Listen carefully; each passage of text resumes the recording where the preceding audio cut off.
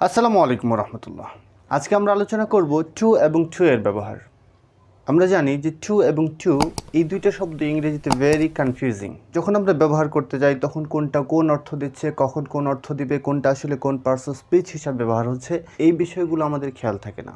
আর যে কারণেই বাক্যের অর্থ করতে অথবা বাক্য গঠন করতে আমরা ভেরি কনফিউজিংয়ে পড়ে যাই। সো আজকের ক্লাসটি এই কনফিউশন থেকে বাঁচার জন্য।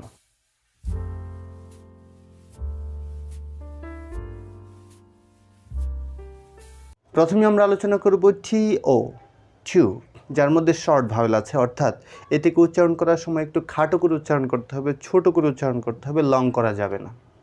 টু এটা কয়েকটা অর্থ দেয়। প্রিপোজিশন হিসাবে এটা অর্থ দেয় দিকে, পর্যন্ত, অবধি, টুয়ার্ডস ইত্যাদি। প্রিপোজিশন হিসাবে যদি আমরা উদাহরণ দেখি তাহলে আমরা দেখব I am going to Dhaka, we were waiting here to 5 PM। আমরা এখানে 5টা পর্যন্ত অপেক্ষা করেছিলাম। Dhaka to Chittagong is a long distance. Dhaka থেকে চট্টগ্রাম পর্যন্ত অনেক দূরত্ব। এই বাক্যগুলোর মধ্যে টু প্রিপোজিশন হিসাবে ব্যবহার হচ্ছে এবং দিকে, পর্যন্ত, অবধি এই অর্থগুলো দিচ্ছে। অন্যদিকে টু কখনো কখনো প্রিপোজিশন ছাড়াও অর্থাৎ ইনফিনিটিভ গঠন করতেও ব্যবহৃত হতে পারে। তখন এর অর্থ দিবে উদ্দেশ্য। কোনো কিছু করার উদ্দেশ্য কি, সেই উদ্দেশ্য বোঝাবে। অবশ্য তখন প্রিপোজিশন টু কোনো নাউনের শুরুতে বসবে না, কোনো প্রোনাউনের শুরুতে বসবে না, বরং তখন বসবে ভার্বের বেস ফর্মের শুরুতে বসবে। যেমন I am going to home to meet my parents. আমি বাড়িতে যাচ্ছি বাবা মার সাথে দেখা করার জন্য।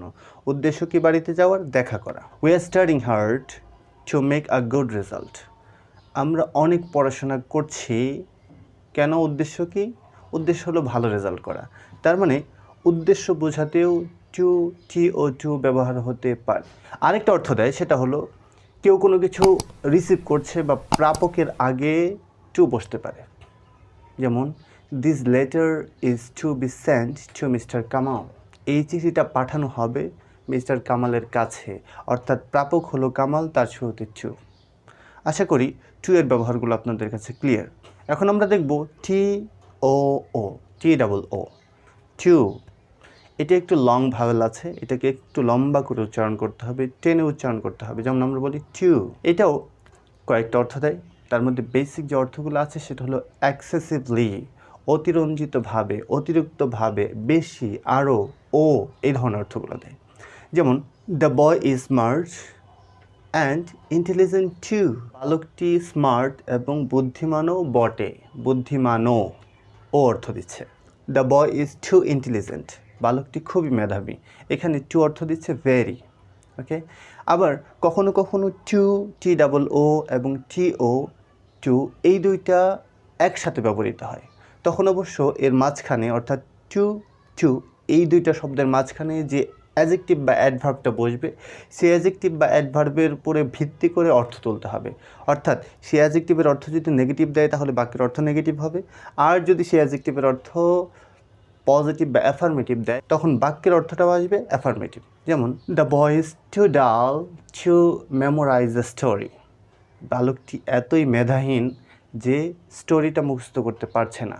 এখানে ডাল অ্যাডজেক্টিভটি নিজেই নেগেটিভ, তাই অর্থ দিচ্ছে নেগেটিভ। তাহলে টিউ এবং টু এর অর্থ আমরা পেলাম, ব্যবহার আমরা দেখলাম। আশা করি বিষয়টা ক্লিয়ার সবার কাছে। যদি কোনো কনফিউশন থাকে অবশ্যই কমেন্ট বক্সে জানাবেন। সকলে ভালো থাকবেন, সুস্থ থাকবেন এবং পরবর্তী ভিডিও দেখার আমন্ত্রণ জানিয়ে আজকের মতো এখানেই শেষ করছি। খোদা হাফেজ।